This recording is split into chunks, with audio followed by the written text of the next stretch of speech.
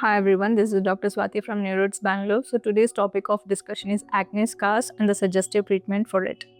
What are acne scars? Acne scars are like the textural changes in your skin post to the severe acne, I would say. Now there are different types of acne scars. The one is your ice pick scars, which are like less than 2 mm, and they surface from epidermis to the dermis layer, and they're very sharp in nature.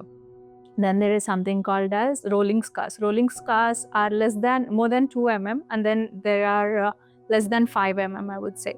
And then there are boxcar scars, and then there are atrophied scars, and then there is hypertrophic scars. So depending on the scar size and what kind of scars, we're going to do a different treatment for like each of them. Mostly for ice pick scars, then we could superficially do a CO2 laser or some medium depth peels. So today I'll be focusing more on subcision or subcutaneous incision, I would say. So it is a minimally invasive day care procedure wherein a patient walks into the clinic and then can get the procedure done and walk away. Now, who can do it or who cannot do it, or how is it done, or what are the advantages and disadvantages, I'll be talking about it today. Once the patient walks in, we are gonna clean the patient's face and we're gonna numb the patient using a topical anesthesia on the face for about 45 minutes, and then the patient is taken into the minor surgical procedure room, and then we take an 18 gauge needle, and then the needle is being inserted subcutaneously, and then it is moved from in the sideways direction, breaking the tethering fibrous bands. So I'm going to tell you how the acne scar is being held by the fibrous bands to the beneath layers. Once the ditch has formed, there is a fibrous band that is attached to the subcutaneous tissue. So we're going to take the needle, insert it, and then we're going to move it sideways, and we are breaking the tethering fibrous bands. So it can also be combined with the PRP, wherein we inject the PRP and so that the surface is elevated. Now, who cannot do it?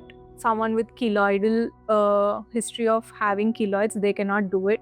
And for whom it's not necessary, then for someone with ice pick scars, I think it can be managed with the medium peels, I would say.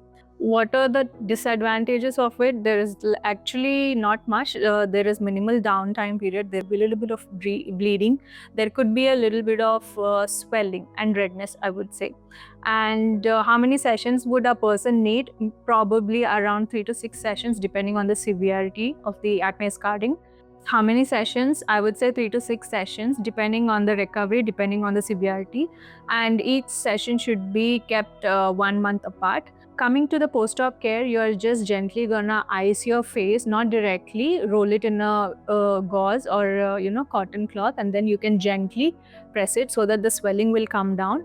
And post that 24 hours, do not wash your face or apply anything apart from an antimicrobial cream. That's it about the procedure. Now, if you happen to have these kind of scars, or if you know someone who is having these kind of scars, then kindly consider visiting a doctor, getting an opinion, and getting the right treatment. Thank you for watching.